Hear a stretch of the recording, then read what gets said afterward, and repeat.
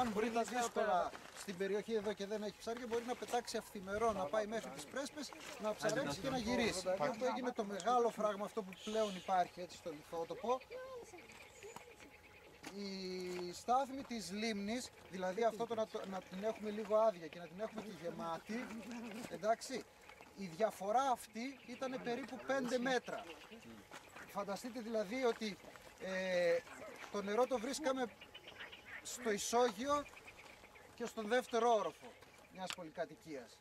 Αυτή η διαφορά είναι πολύ μεγάλη και θα πρέπει ένα δέντρο, ας πούμε, το κρύβει. Γι' αυτό στο παραποτάμιο δάσος που είδες στις φωτογραφίες, άλλες φορές είναι το δέντρο μέσα στο νερό και άλλες φορές είναι στην ξηρά. Το πρόβλημα αυτό όμως το είχαν και οι αργυροπελεκάνοι, γιατί επειδή είναι βαριά πουλιά και δεν μπορούν να κάνουν τις φωλιές τους πάνω στα κλαδιά, έπρεπε να βρίσκουν ξέρες. Οι ξέρες όμως που ήταν κοντά στην όχθη απειλούνταν από αρπακτικά, λεπούδες, νηφίτσες και τους παίρνανε τα αυγά. Επομένως ψάχνανε ξέρες που είναι νησάκια. Τέτοια νησάκια έχει εδώ, στη λίμνη Κερκίνη, αλλά επειδή η στάθμη αυτή ανεβοκατεβαίνει πάρα πολύ, πλέον δεν έβρισκε μέρος για να φτιάξει τις φωλιές του και έχανε τα αυγά του στο νερό. Έφυγε κάποιο διάστημα, ο αργυροπελεκάνος δεν υπήρχε. 10 εκατοστά όταν στέκεται όρθιος, μόνο το πουλί αυτό δεν κάνει εύκολα κοπάδια όπως οι αργυροπελεκάνοι, αλλά συνήθως θα το βρείτε μόνο του.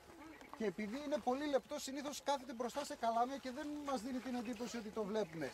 Αυτή τη στιγμή ένας αργυροτσικνιάς ή λευκοτσικνιάς βρίσκεται μια άσπρη κουκκίδα σε εκείνα τα πράσινα καλάμια πέρα μακριά. Όχι και τα 16 τα φτερά για να στεγνώσουν. Και βλέπεις σαν να είναι κηδεία. Όλα 10 έτσι μαύρα. Τώρα βασικά δεν βλέπω να κάθονται πουθενά, θα τα ξεχωρίζουν. Αυτή η εξέδρα πάλι είναι τεχνητή για τα πουλιά, θα το πέρα αυτό ξεκίνησε σαν λιμονάκι για τους ψάρες, κάνανε τέτοιο για να... Δεν νομίζω αυτό να γίνει για τα πουλιά, αυτό είναι περισσότερο για το κανάλι που το αρδευτικό, να φεύγει το νερό προς τα μέσα.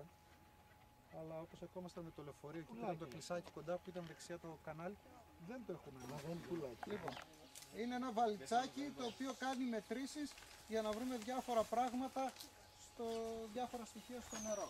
Λοιπόν, μπορείτε να το βρείτε και στο εμπόριο, δεν είναι κάτι τρομακτικό και βέβαια υπάρχουν και πολλοί άλλοι τρόποι για να κάνουν τα ίδια πειράματα.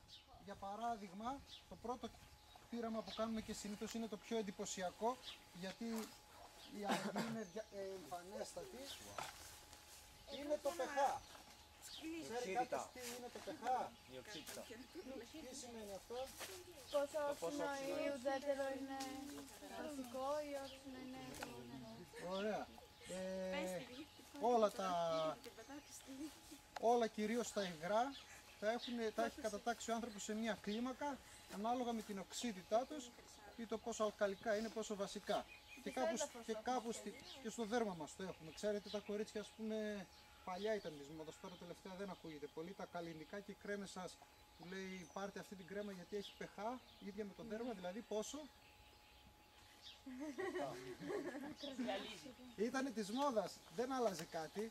Απλώς φαίνεται κάποια στιγμή κυκλοφόρησε και όλα λέγανε έχουν pH τόσο.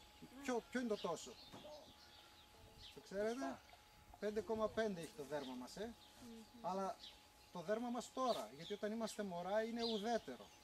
Αλλά το δέρμα δημιουργεί μικροοργανισμούς για να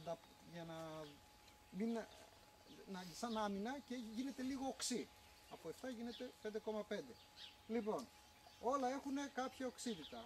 Στη μέση είναι το ουδέτερο. Ορίστε κύριε. Πεντακάθαρο.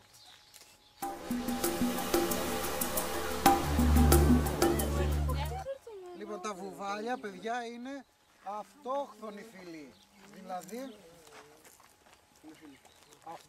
Δηλαδή είναι φυλή ζώου που είναι ελληνικό.